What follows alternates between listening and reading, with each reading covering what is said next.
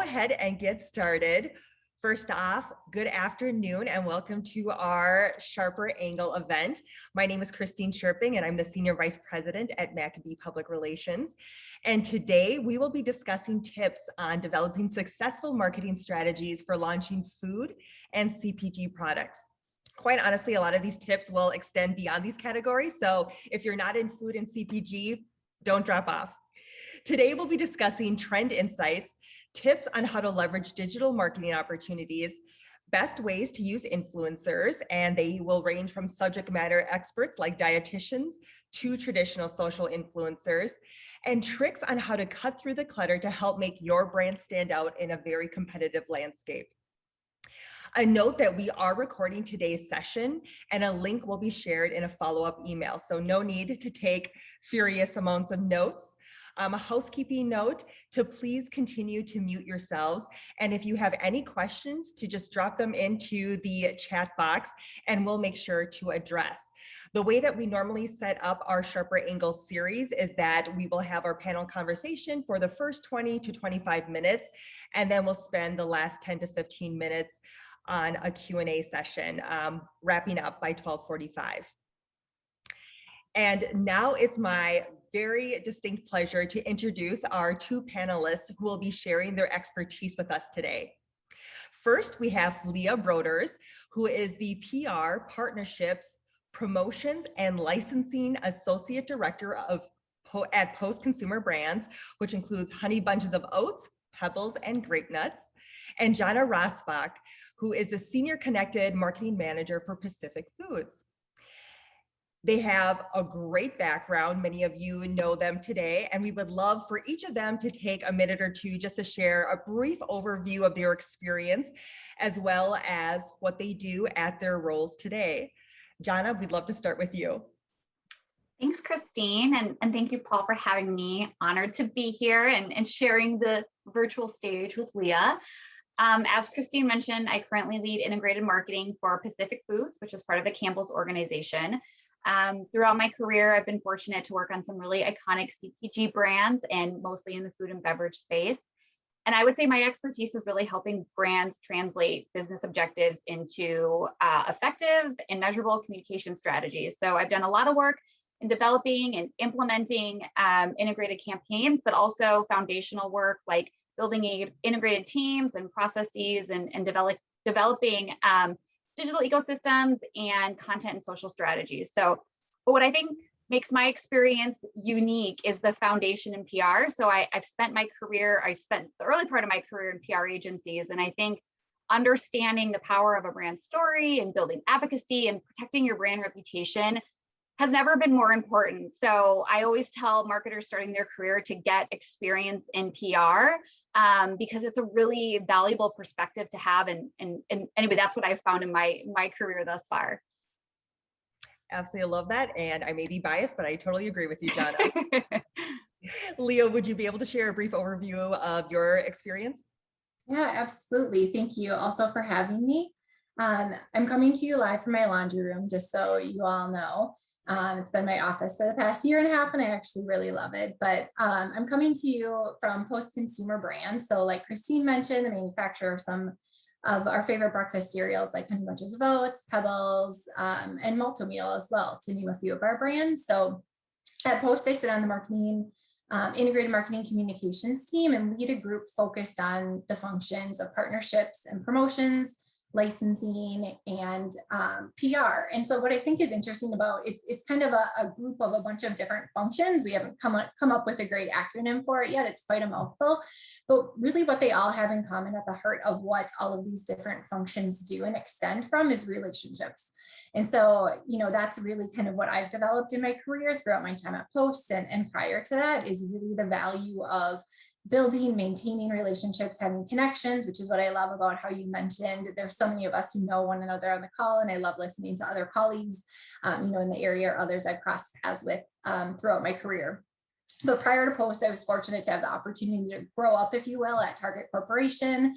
I was there for 12 years and crossed a variety of functions and categories and spent a majority of my time in marketing planning, working on licensing relationships and also launching some fashion brands. So excited to be sharing with you some of the topics that we'll talk about today.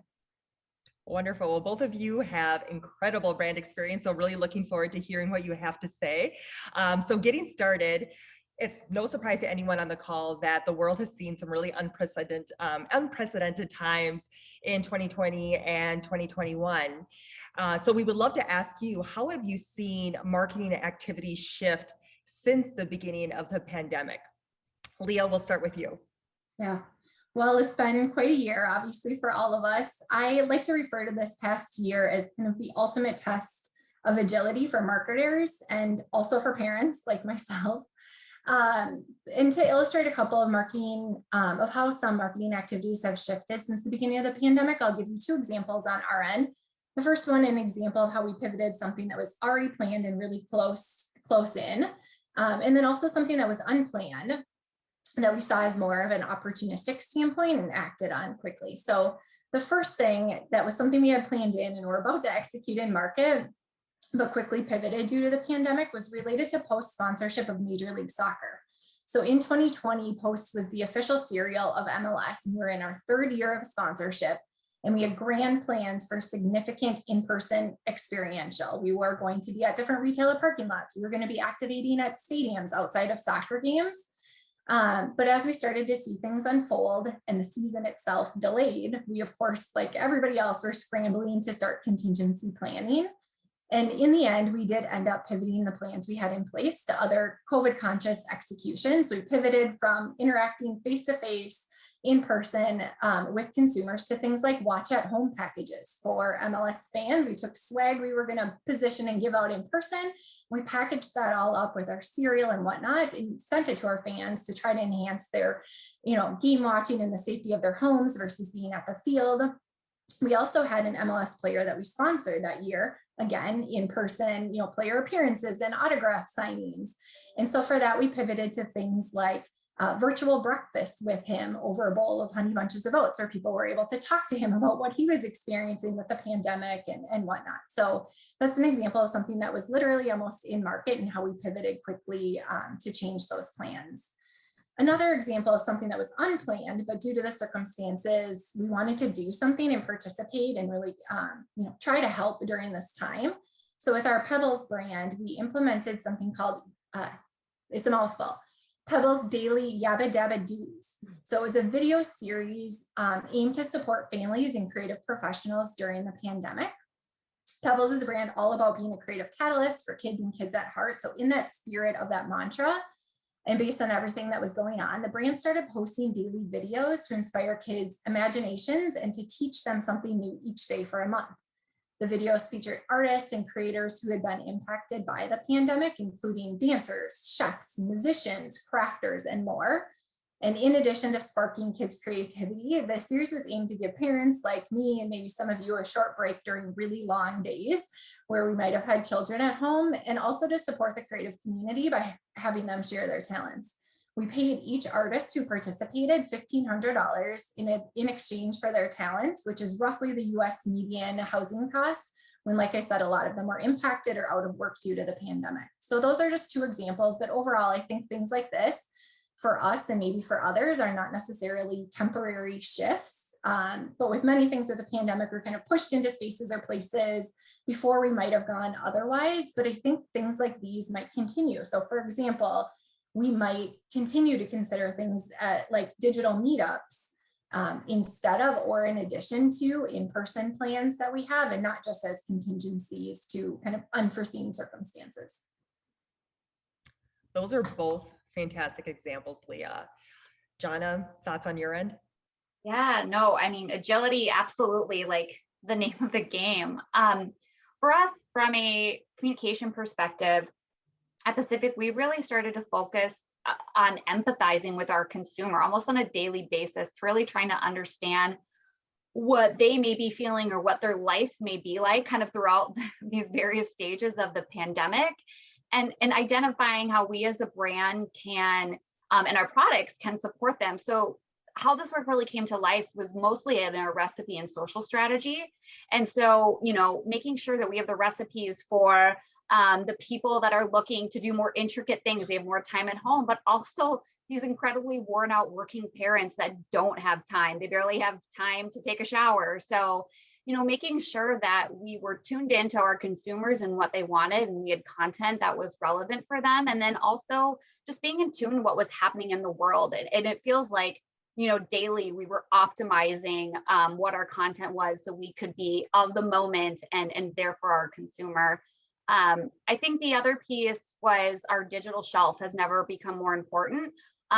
It's been an ongoing process at Pacific and part of Campbell's more broadly about getting our digital shelf right. All the, really, basic and enhanced content that needs to be there to make your brand relevant, for those online retailers. And the pandemic just, turned the speed dial up on that. So we have made it a priority to get all of our digital assets in place, and then even to increasing our spend against some of those online retailers to make sure that we are there for the consumer when they're looking for us. Absolutely makes sense. Both of you work in a very competitive industry, and especially within the food, retail, CPG space, new products and services are launched every minute. So a two-part question for you. What tips do you have to differentiate the products that you're launching? And any tips for brands who don't have multi-million-dollar marketing budgets, but still need to have an impactful launch? Johnna, we'll start with you. So, despite being part of Campbell's, we actually don't have these multi-million-dollar budgets that some of our sister brands have. So I feel like this is a space I'm very comfortable in. And so I think, for us and tips, I would say a couple of things come to mind. I think with our budgets, it's really looking for efficiencies.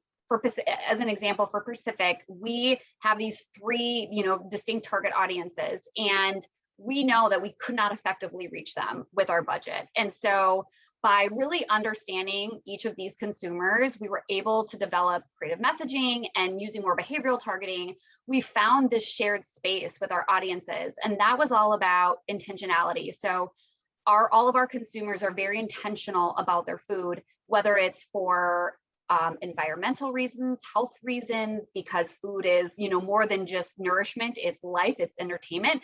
They are intentional about what they're looking for. And so we developed our latest campaign called Specifically Pacific, which was all about this intentionality that we put into our food and that we give to our consumers. And so we knew that messaging would resonate with our core consumer, but also have this really nice halo effect with our emerging audiences. I think the other tip I have is PR is critical. When you don't have a lot of budget, PR is worth the investment. And what you want is PR hustlers. You want those bulldogs that are going to go out and really, hound the streets for your products. And I can't tell you how just some of the value of PR, good PR teams and individuals that have these relationships with media and that just know how to work it. It's so valuable. And then also too, if you're not a big brand, take advantage of that. I think both for media and influencers, they love to feel like they're on the ground floor with something, especially if it's a product or a brand mission that they believe in. And so I think, thinking differently about influencer programs, like ambassador programs, are a really great way to get the word out without spending a ton of budget. And then I would also say review programs have been really effective, especially in driving trial. And then also, those reviews help kind of your e-com credibility and getting you up in search in some of those online retailers. And then I think just in terms of standing out if you're launching a new product or even with your brand, it's really understanding your consumer, and it's understanding that insight, like how your product fits in with their life, and getting really focused in on that, because that's going to clarify your messaging. It's going to help impact and give you really clear and effective creative. So I would say, in terms of finding how to stand out, it's find that insight. Those are great actionable tips. And I saw Leah and myself nod Mhm. throughout your response. Leah, what are your thoughts on how to really break through, especially in a competitive landscape? Yeah, I absolutely agree with everything that Johnna said, and maybe some of this will even be just elaborating on that. I think too, when you don't have buckets of money, which maybe a lot of us on this call are in these situations. I think for us, from more of a paid perspective, what we've been on a journey to do is kind of narrow in on targeting. That's been a really big initiative for us. Is let's not be be paying to reach everyone. And sometimes demo overlays can be really expensive as well. So what we've been on a journey to try to do is to figure out more, what are consumers looking for? What mindset are they in? And how can we really meet them there? Some special interests. Doing targeting that way is something that we've definitely been doing. One of our brands recently tested some targets in social to find out what was their most efficient and effective audience. And it was interesting. It wasn't, moms with kids, which you might look at for the traditional demo for a cereal, but it was consumers who were really more aligned to a specific interest target, and they were more engaged and they bought more. We used shoppable media as a proxy for sales, and they were a lot cheaper. They were a whole 50 cents cheaper on a CPM basis, which gave that particular brand a whole extra quarter's worth of media pressure in market by just making that switch to that more efficient audience. So that's kind of on the paid side of things. Like Johnna mentioned, though, earned can work really, really hard for you in this space with new product launches, right? Earned media wants to talk about what's new, what's coming out.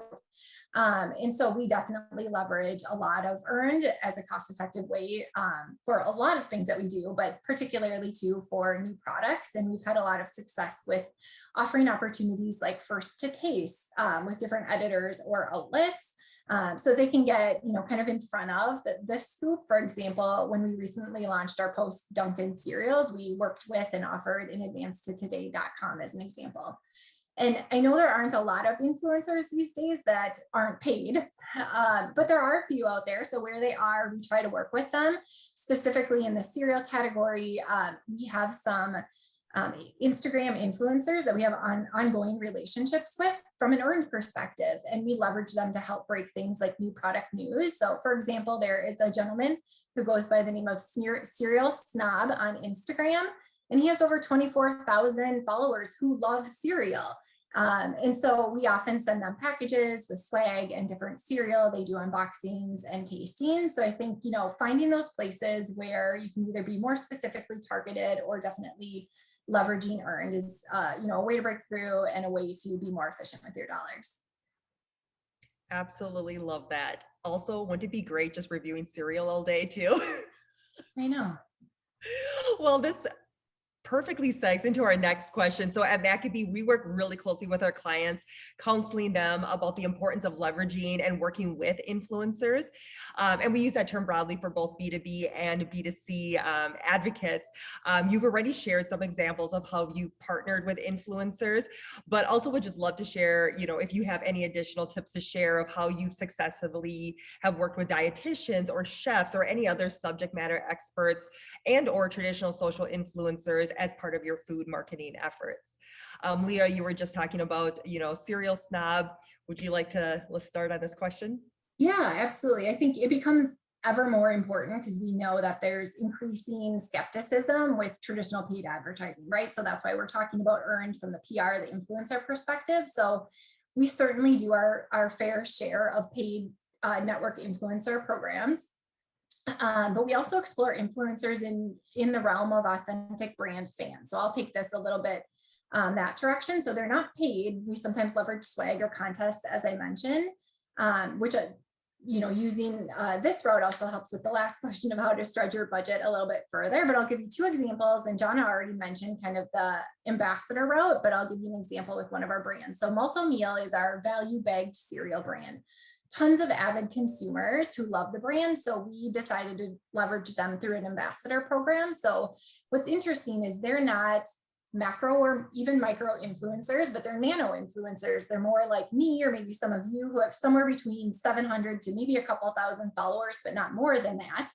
So certainly they don't have the broad reach of, a bigger influencer, but what's great about them is that the people that they're talking to in the sphere that they reach, they actually know those people trust them, and they have more intimate, close relationships with the followers that are likely their family and friends, more so than aspirational influencers who have 50,000 plus followers.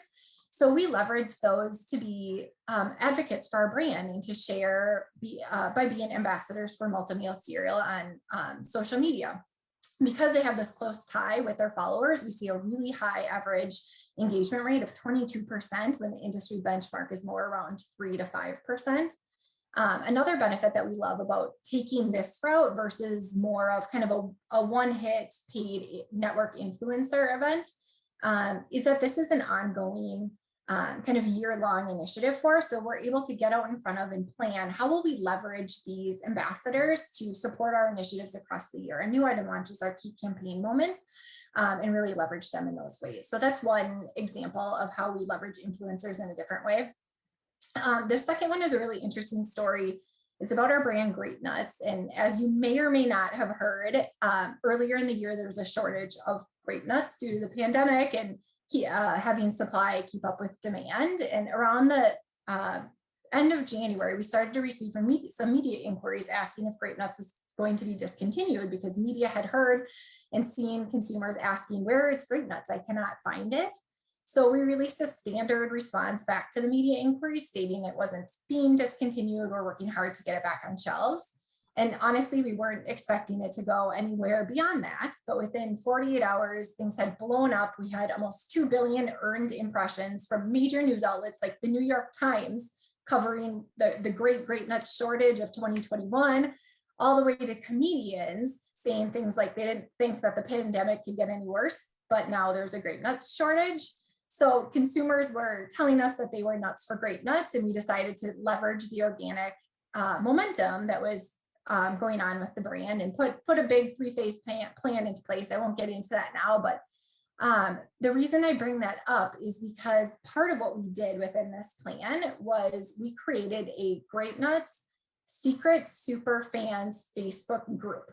And we didn't even promote it, but we put it out there and people started to find it organically. They wanted to be the ones to first receive updates about the brand and have opportunities to engage with other super fans. And within another 48 hours, we had over 1,000 highly engaged fans in that group, and they were sharing unique recipes and usage occasions for Great Nuts, stories about how Great Nuts had impacted their life, Great Nuts art that they had created, like painted rocks, and even poems about Great Nuts. And so we were able to leverage so many insights from that group that actually have informed our branding and marketing strategies moving forward. And so I guess the point that I'm making is that influencers can come in different forms and from different places. And sometimes a brand's biggest fans can have a huge influence. Really, this all bubbled up because loyal fans were, making a fuss and asking about where this brand was. So because of that, we're always trying to find them and look for ways to be able to leverage them. That is a fantastic story. And those leveraging that pop culture moment is amazing. And you can't ask, if you were to plan a campaign like that, that would be so difficult to even achieve, but that's amazing, Leah. Yeah, it was a really fun time to work on that brand. Johnna, you've been in the influencer marketing world for a very long time. Any tips and tricks that you have on your end of how to best leverage them to help tell a brand story?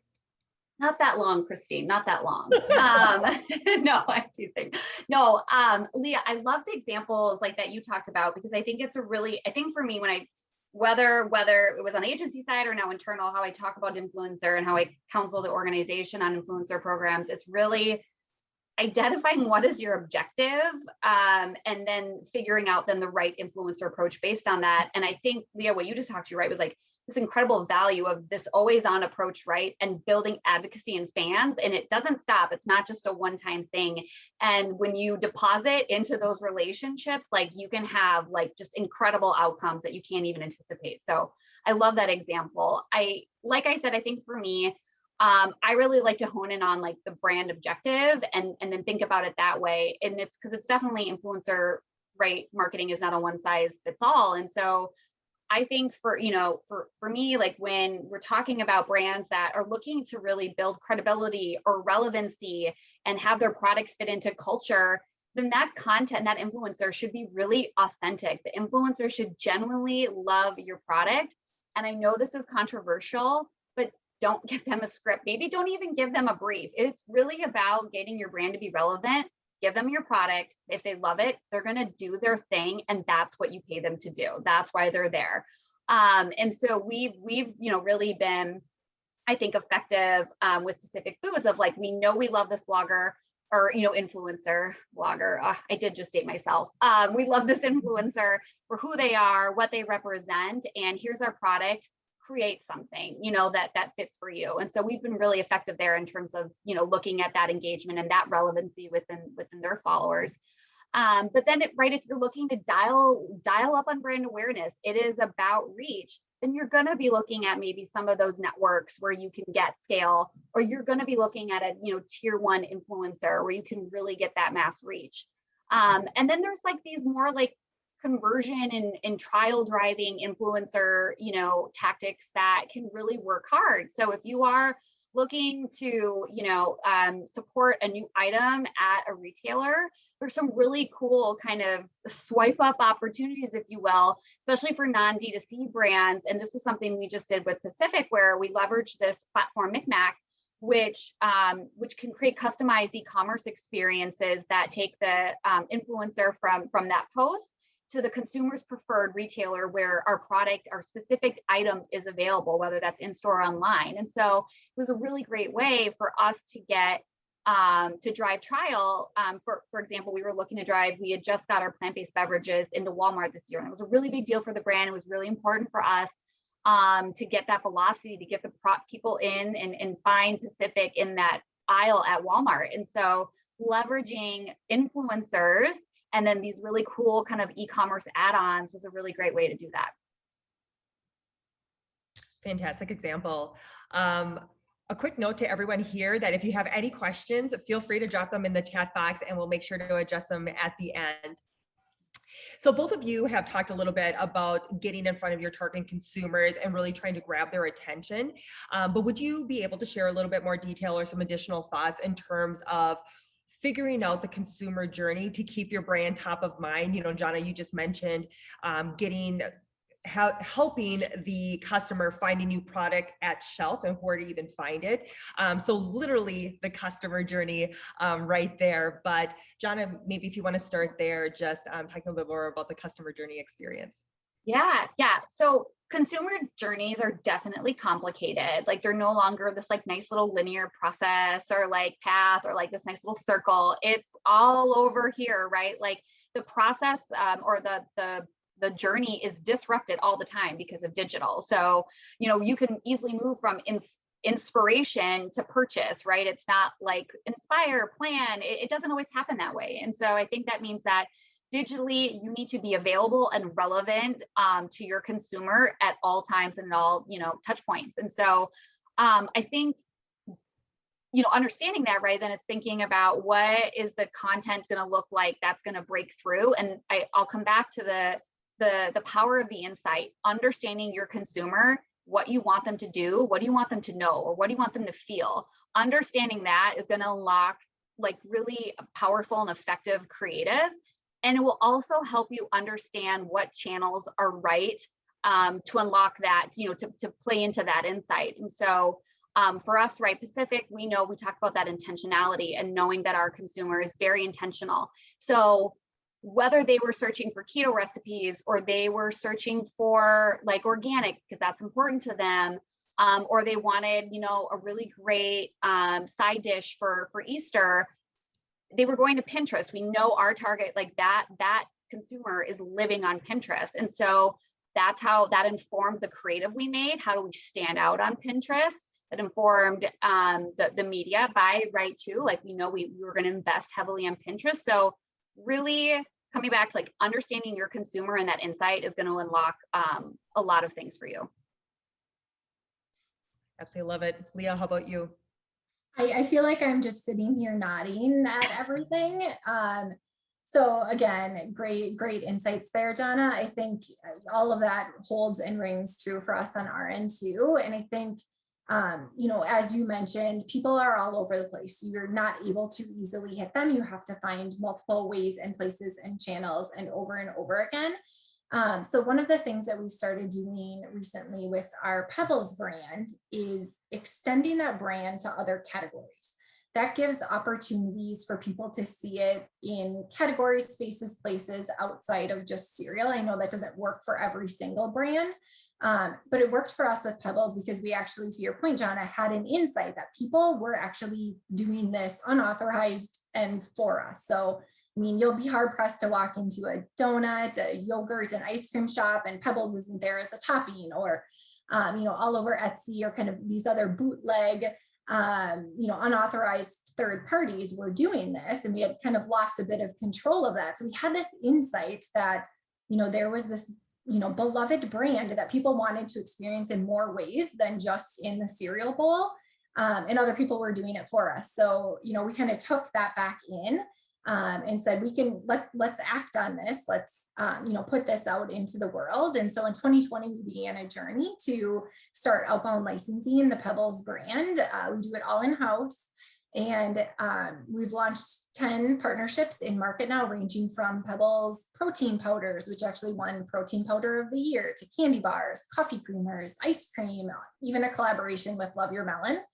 And so again, I think it's being authentic to your brand, right? When we choose these partners, we don't do it with everybody. It has to be a partner who can bring that brand to life and help reciprocate the equities that the Pebbles brand brings to them in their category about fun and either hitting on aroma or taste or color in some way, shape, or form. So you don't want to just extend to do it. You want to do it with intention and purpose. And so that it ladders back to your overarching brand direction.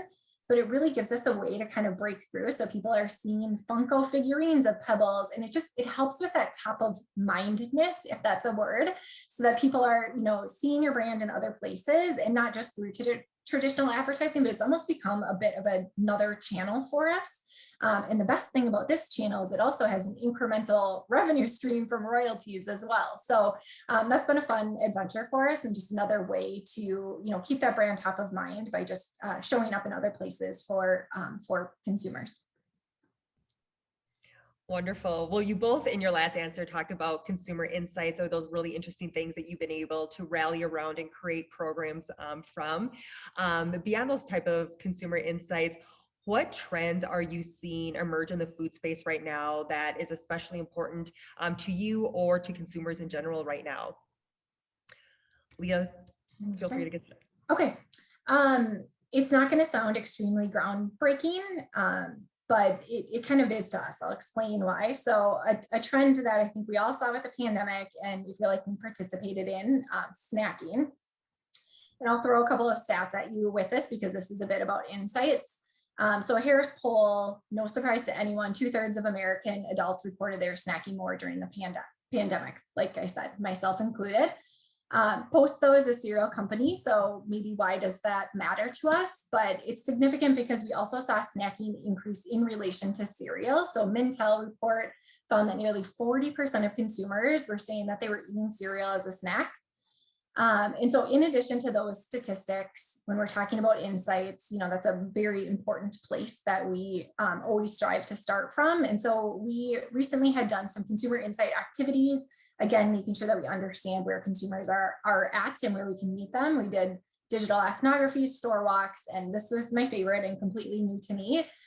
We had consumers write breakup letters as to why they were leaving cereal for something else. They literally, they were relationship breaking up with cereal because they wanted to go to eggs because eggs had more protein, whatever it was. But it was a really interesting way to have them frame things up, which gave us hundreds of insights, which kind of our process is then, we have consumer pain points, cereal going stale from the packaging or not being convenient enough. And then pain points then turn into unmet needs or jobs to be done. And then how can we help, deliver on that through innovation?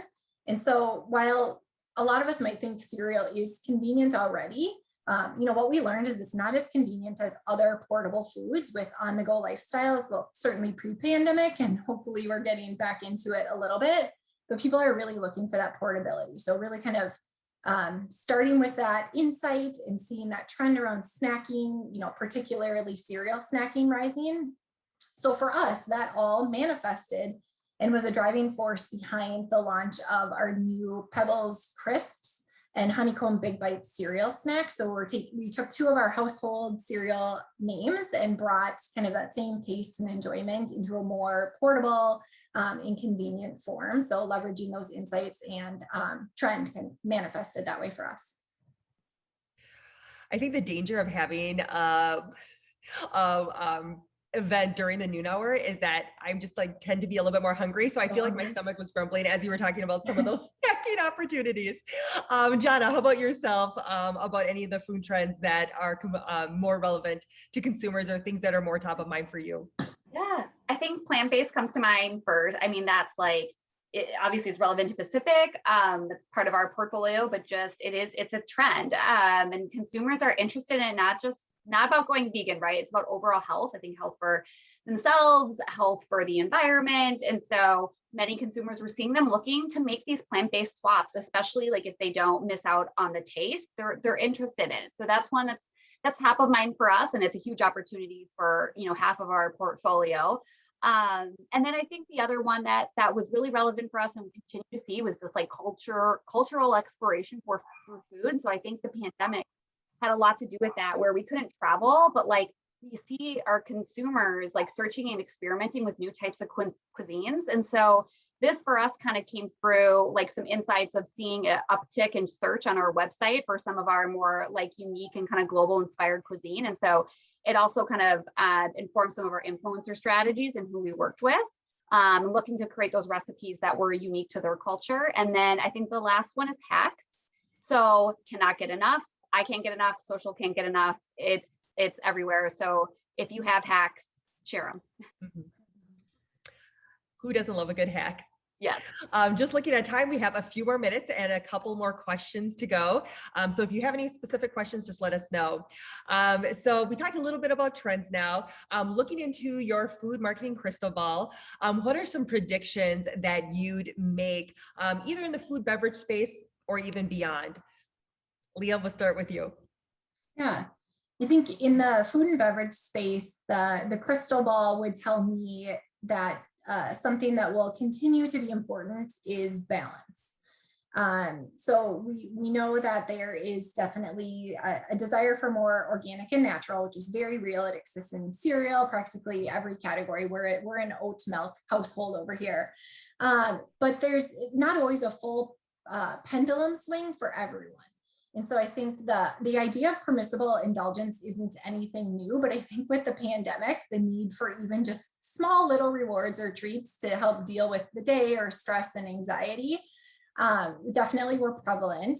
And so I think the pandemic also raised the desire for balance in all aspects of our life. So for example, work-life balance, when work is at home where life is, and there really is kind of no line anymore. And then I think with food too, where I think there's this desire to not always have to feel guilty when you indulge a little bit. Even people who are more fitness and health conscious, want to give themselves permission to enjoy a little bit. So I don't think this desire for balance, the same consumer even wanting both healthy and indulgent options, is going to go away. And so I think it underscores the importance of options across health and indulgence spectrum. So, one of the things that Post offers is a cereal for everyone. Literally, if you can go from shredded wheat and grape nuts all the way over to Dunkin' and Oreo cereal. And so, there's an option for any person, anytime, any moment. And so it's just that spectrum of balance. Wonderful. How about you, Johnna? Yeah. Oh my gosh. Leah, I do feel like I'm a bobbing head. I agree. So I think for me, crystal ball, right, it's what's top of mind right now for us is pricing. So across food and beverage, we're heading into unprecedented cost of good increases. And so it's obviously getting more attention in the media now, and we're starting to see an uptick in consumer conversations about it. And so the way we're navigating it is it's all about demonstrating value. And it's not just about price, it's also functional or emotional value. And so Leah, to your point too, it's that indulgence, people are going to be willing to, I think they'll be continuing to willing to invest in something that's going to satisfy that moment, or, just like it's that escape. And so it really is about demonstrating value. And like I said, that can come in many different forms. And I think the other piece in terms of thinking about pricing and how that's going to play out is the importance of transparency. And that's going to be key to consumers, especially who know your brand and have already brought into your brand promise. They're going to notice and they're going to want to know why. And so I know it's like an uncomfortable, oftentimes, place for marketers to be to talk about pricing, but I think we just have to be ready to have those honest conversations with our consumers over the next few months. And then the other one, I'll just, kind of talked about it earlier, but online grocery shopping is here to stay. And so I will just not make another PSA for get your digital shelf in order, and make sure that you have you have your basic content covered, because and then even looking towards how to that enhancement, because online grocery shopping and delivery, that was not just a thing of that pandemic, that's become habitual for many consumers. And so again, it's just going to be another key place to think about how your brand shows up. Wonderful. We have two more questions. So the next one is, besides the brands that you work with at Pacific Foods and Post Consumer Brands, are there any other brands that you think are doing a particularly good job in the food marketing space? Johnna? Yeah, sure. I will give a shout out to sister brand SpaghettiOs at Campbell's. That brand has really leaned into TikTok in a big way, and it's been really successful for the brand. We saw all this organic content coming through of people using SpaghettiOs and really interesting hacks. And then also a lot of nostalgia with millennials and their love for SpaghettiOs. And basically what the brand did is they turned it over to TikTokers. They engaged kind of this posse of creators, and no brief, just said, here's our product, make content for us. And it has been wildly successful. The fans, the followers that SpaghettiOs has created on TikTok has been quite impressive, as well as what these videos are getting in terms of engagement. So, again, for a brand who may have been seen as old school, not relevant, it's become relevant in this really interesting and fun way. And it's really cool to see what happens when marketers can let go of control and give it to the creators and see what happens. And it's a good example of being effective in that way. That's a great example. And I think consumers can absolutely see that authenticity too when creators create. Yep. Leah, how about yourself? Yeah. Oh, that's hard for us type A marketers to let go of that control, right? But I'm going to have to check that out on TikTok. That's a fun example.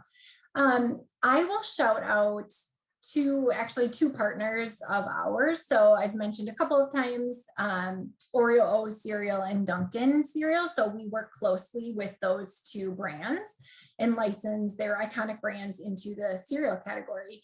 And really, we do that. We pay them to be able to use their brand in our category because they have done such a phenomenal job at taking their brand and really extending it into expected, unexpected, meaningful pop culture mainstay brands that are more than, something that you eat or drink, but they are things you want to wear and things that you want to, spend your time and money on. And so again, that's why we pay them to be able to use their brands. They bring that equity and that love with them and into our category. And so I think as we think about things like what can we do with the Pebbles brand, for example, those are some of the brands that we really, look up to and look to emulate with what we're doing.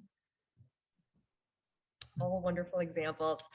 And the last question, and this is definitely something that PR folks always prep their potential spokespeople, is what is the one thing that you either haven't covered today or that you want to reiterate for anyone that is listening in?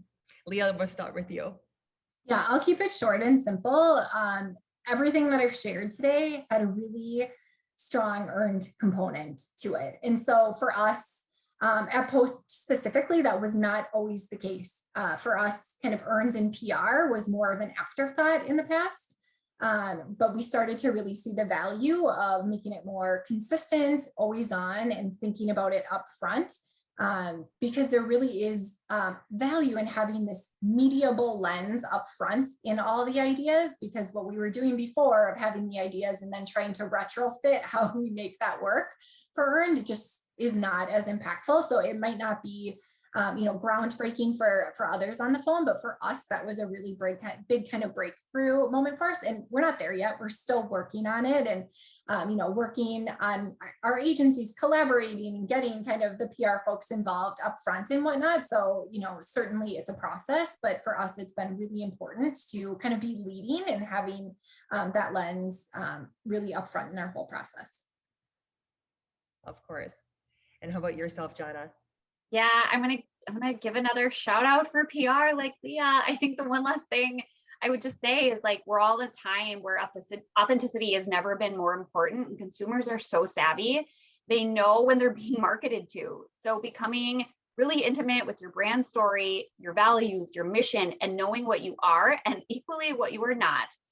That to me is like the best guide, because it's going to help you in terms of like your messaging and all that, but like it's going to help you navigate through trends. And as cultural moments come up, like, do we talk about this or do we not? Like, if you really you understand and know your brand, and of course, right, know your consumer, it's just like the always like just, smart guide to help you getting through like all the latest trends and what's happening, and let that be your guide.